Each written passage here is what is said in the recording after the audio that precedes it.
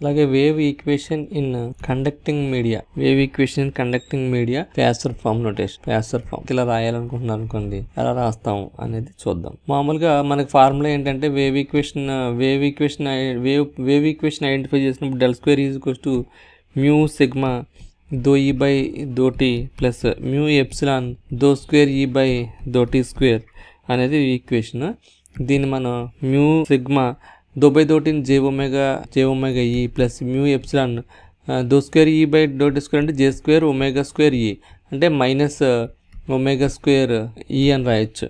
జే square omega square E అని రాయొచ్చు. అప్పుడు జే కామన్గా ఉంది ఇక్కడ, అలాగే ఒమేగా కామన్గా ఉంది, మ్యూ కామన్గా ఉంది. జే ఒమేగా మ్యూ కామన్ తీస్తే సిగ్మా ఈ ప్లస్ ఎప్సిలాన్ ఒమేగా జే ఒకటి మళ్ళీ ఇందులో పెట్టచ్చు.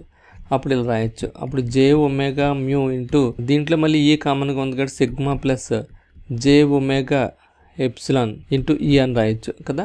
So del square E is equals to j omega mu into sigma plus j omega epsilon into E అని రాయొచ్చు.